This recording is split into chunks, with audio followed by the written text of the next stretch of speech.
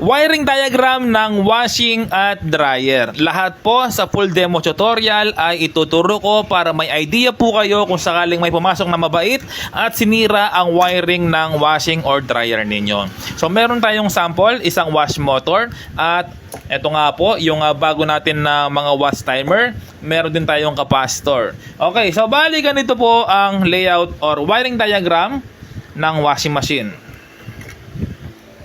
Ito po yung motor, M. Meron pong tatlong wire yan. Ayan po. So, unang gagawin natin, hanapin natin yung common. Paano nga ba malalaman yung common ng washing machine na motor? Ito nga po, na wala kang gamit na tester. So, ito po, no? Kung makikita mo dito, ito po yung sticker niya. So, lahat po ng washing at dryer motor ay may sticker. Lahat po meron. Okay? So, bali, ito po. Meron pong tatlong wire yan. Bilangin natin. Ito, 1, 2, 3. Okay? So, pansin nyo po, no? Nakalagay dito, ang sabi, white. Tapos, dalawang yellow. Okay? So, ito po yung makikita ninyo. Meron dalawang guhit. Yung dalawang guhit na yan, yan po yung linya ng kapasitor. Okay? Ibig sabihin, dalawang wire yan. Ibig sabihin, yung dalawang yellow na wire, yan po yung linya ng kapasitor. Ito naman po ang white. Ibig sabihin, yan po yung common. Lahat po ng motor wash at lahat ng spin motor ay lahat yung common nasa ilalim lagi ng sticker. Okay? So, ibig sabihin, ito po yung common, yung white. Ayan, no? White yung common, mga ka-repairman. Ayan. So, ibig sabihin po, ito po yung common. White. Ayan. Okay? So, yung common. Okay? So, ito po yung common natin. Common. Ang common na to ay diretso po sa plug. Okay? So, ito po yung plug na gagawin natin. Gagawa tayo ng plug. Yung plug ay may dalawang wire. Okay, yan po yung itsura ng plug natin, no? May dalawang wire po yan. Okay, 1, 2. Okay? So, ang common ay dumaretso po sa plug. Diretso po yan. Diretso yung common. Okay, tapos ito po yung linya ng kapasitor. Dalawa po yan. Linya ng kapasitor. Ang susunod naman gagawin natin ay yung wash timer. So, ito po yung wash timer. Lakihan ko na, no? Ayan, T na lang, no? Timer. Ayan, meron din pong tatlong wire yan. 1, 2, 3. So, ganun din po. Hanapin natin yung common ng wash timer. Paano malalaman yung common ng wash timer? Yung nakahiwalay. Basta't nakahiwalay po yung isang wire, ito po yung common ng wash timer. Yung laging magkasama, ito po yung forward at reverse ng wash timer. No? Kahit magkabaliktad ang lagay nyo sa motor ng kapasitor, okay lang. Kahit magkabaliktad yan ng wash timer ng forward at reverse, okay lang. Basta't ito po lagi ang susundin. Yung common, nakahiwalay lagi. Okay? So, ito po yung common na ilalagay natin. Ito po yung common. Yan, common po yan na nakahiwalay. Ang common na to at itong isang plug ay pupunta po dito sa common ng wash timer. Pupunta po dyan. Tapos, ito naman po yung linya ng kapasitor. Dalawang wire. Ang dalawang wire na yan, okay lang kahit magkabaliktad. Okay? Ang mga AC or ang tinatawag na alternating current ay walang polarity. Ibig sabihin, non-polarized po sila, no? Kahit magkabaliktad, okay lang ang paglagay ng wire. Okay? So, kahit magkabaliktad, ay okay lang. So, ito po yung capacitor natin. Ayan, capacitor po ito, no? May dalawang wire. Ayan. Ang mangyayari po dito ay parallel connection. Ibig sabihin ng parallel connection ay ganito lang po, no? Ayan. So, valid, nabigyan ko siya ng tuldok para di kayo malito.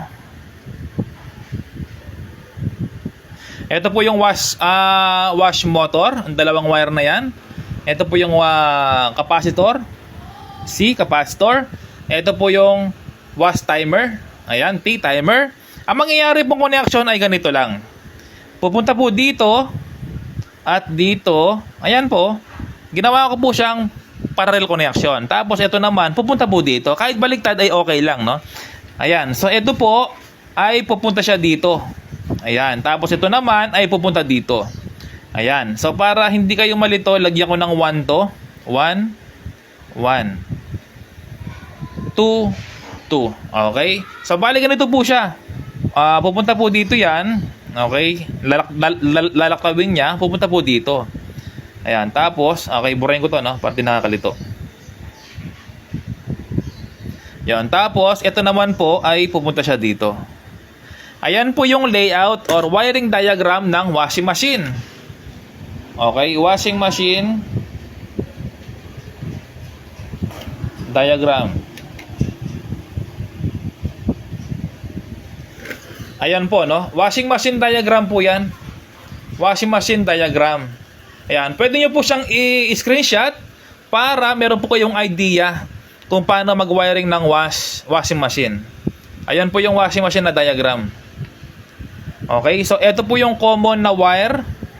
Common na wire at common po. Common ng wash motor, ito. At common ng wash timer. Motor wash, common. Wash timer, common. Ito. Ang common lagi ay tigisa po sila ng plug. Ayan, tigisa po lagi sila ng plug. Ng wire. So, ganyan lang po ang wash diagram. Pwede niyo po siyang i-screenshot para may idea po kayo sa mga ginagawa ninyo. No? Okay?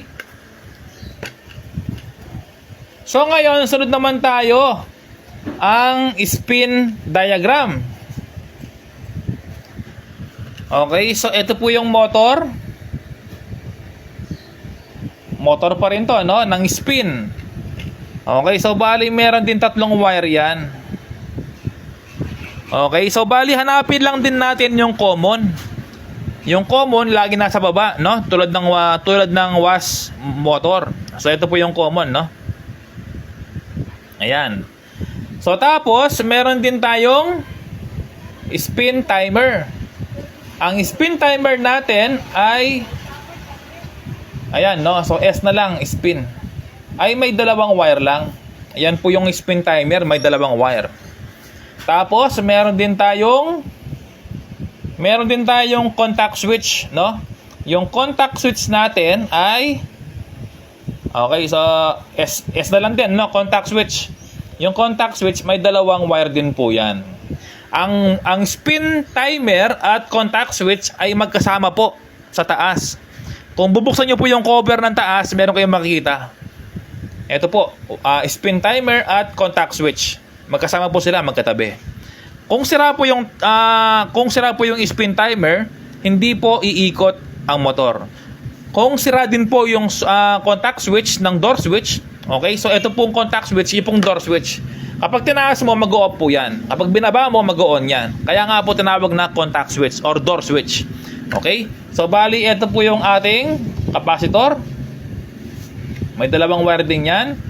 Ang wiring diagram po nito ay ganito lang, no? So, bali mamaya, ilalayo ko po yan para ma-screenshot ninyo. Okay? So, bali, ito po ang kanyang layout. Meron din tayong, plug din to, no? Plug. Yung sabihin ng plug, saksakan po sa outlet, no? Ayan, may 2 wire din to. Ayan po yung 2 wire niya. Unang step, ito po yung common ng spin motor. Ito po yung isang plug na wire. Pupunta po dito. Diretso lang po yan. Okay? Tapos, okay, bawasan ko ng konti, no? Sobrang haba naman to. Tsaka to. Ayan. Tapos, ito naman isang wire na yan ng plug ay pupunta po dito sa contact switch ng door switch. Diretso po yan. Okay? Ganyan po yung wiring diagram. Ito pong timer switch ng spin at contact switch ng door switch. Yung pong door switch na ulitin ko, no? Kapag tinaas mo, mag-o-off yan. Kapag binaba mo, mag-o-on yan. Meron po siyang contact switch. Okay? Kapag walang contact yan, liyahin mo. Possible na makalawang, marumi. Okay? So, naka-series connection lang po ito. Yung spin timer at door switch ay series connection lang. Tapos, ito na po ang pupunta dito sa isang linya ng capacitor at motor. Okay? So, ulitin ko, no? Kahit magkabaliktad po yan, okay lang. Kahit magkabaliktad. So, ganito po yung layout niyan. Pupunta po dito yung isa naman dito. So, nakaparallel lang po sila, no? Ayan. So, kahit magkabaliktad, okay lang. Ngayon, para gumana yung motor, ito po, yung isang wire na to. Yung isang wire na to ay pupunta po dito, no? Or dito. Paano nyo malalaman kung tama po ang dalawa, kung saan nilalagay yung isang switch or isang wire? Dapat po ang ikot ng motor, kung nakatingin po kayo sa ilalim ng or sa likod ng spin, kung nakatingin po kayo sa likod ng spin, kailangan yung motor, yung ikot niya ay pag ganun po dapat. Okay, pa-clockwise. Pa-clockwise po dapat yung ikot ng motor kapag nakaharap ka sa likod, no? Ibig sabihin sa likod, yung may cover, buksan mo 'yon. Tapos subukan mo yung motor mo, kailangan pag ganun po yung ikot, pa-clockwise, no? Para hindi magalaw ang bowl or basket ng spin. Kailangan pag ganun po, pa-clockwise, okay? So kailangan mo lang hanapin doon. Pwedeng dito. Ayan, kapag ang ikot ay pag ganun, pa-counterclockwise, so mali ito. Ilagay mo sa kabila. Okay? So ganyan po ang wiring diagram ng spin. Okay? Spin. Spin na lang dito. Hindi kita sa camera. Spin. Okay? So ulitin ko, dito kasi meron na kalituan, no? Spin timer ito. Ito naman ay contact switch or door switch ng pinto ng dryer. Kailangan gumagana din to at ito para gumana yung power of source, no? Naka-series connection lang yan. Okay, so screenshot nyo po, no? Para meron kayong idea. Ayan po yung wiring diagram ng spin. Ayan po, no? So meron pong kulang dyan yung kanyang brake, yung preno. Yung brake po niya ay nasa taas ng motor. I-check po yon kung hindi sayad, no? Kapag sayad po yon, nakasakal po yung motor, so kailangan niyo pong hilahin yung kanyang brake para magkaroon ng free wheel ang inyong spin. So yun po, no? Na-screenshot na mga ka-repairman. Thank you.